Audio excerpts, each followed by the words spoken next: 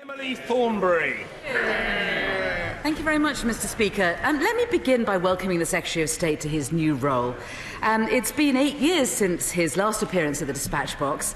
Back then, I believe his last words were, "You have to answer." So let's hope that he'll be giving us some answers today. And can I also welcome his attitude, as expressed today, that he will be talking to everybody and listening to everyone. Could I give him some advice? Perhaps he should start by putting a telephone number on his website. It's been a little bit difficult tracking his department down. So it would be nice if he could begin by being a little bit more out later. But some of the answers that we would expect, Mr. Speaker, because the spin before today's statement was so much promise. We heard that we were going to hear what the government's strategy for Brexit was. But what we've heard instead hasn't been a strategy, it hasn't been a thought-out plan, it's just been more empty platitudes from a government that just continues to make it up as it goes along.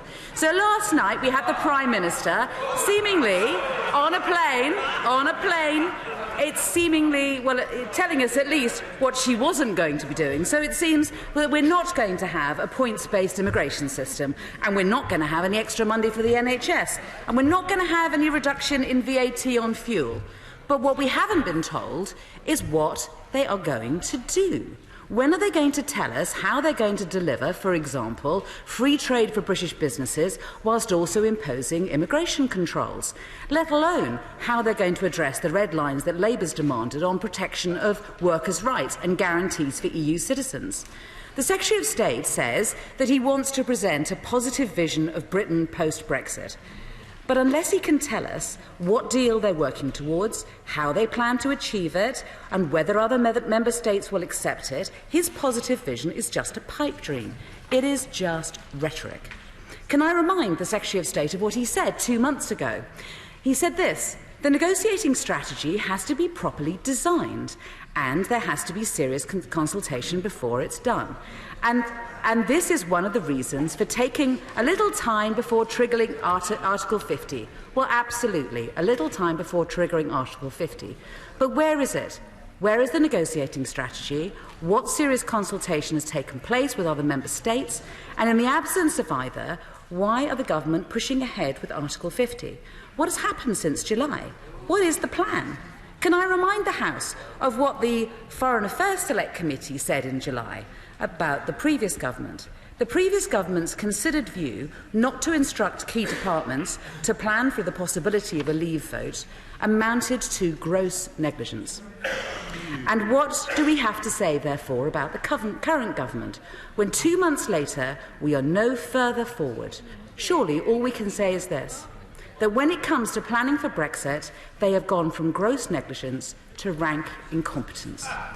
And when we see the warnings to Britain from Japan and others at the G20, when we see investment from companies like Nissan put under threat, it is British workers who are going to be paying the price for this government's incompetence.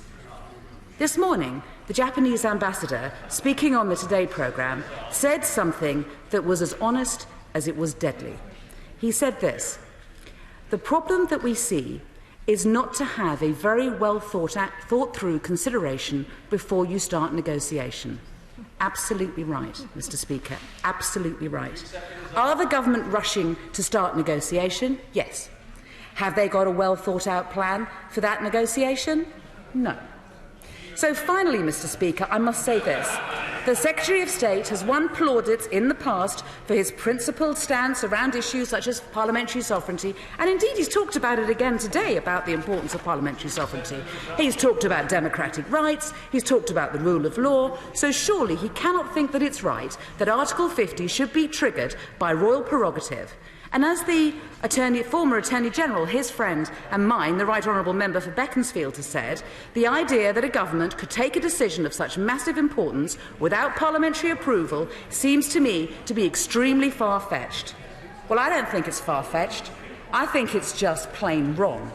And I think that if the Secretary of State was still on the backbenches, he would agree with me. Mr. Speaker, when there is no evidence of sound planning by this government, no detail whatsoever on the deal that they want to strike, no strategy for achieving that deal or the reasons for pushing it through, Parliament must have more of a say on those issues. We must have more than simply a say. We must have a vote.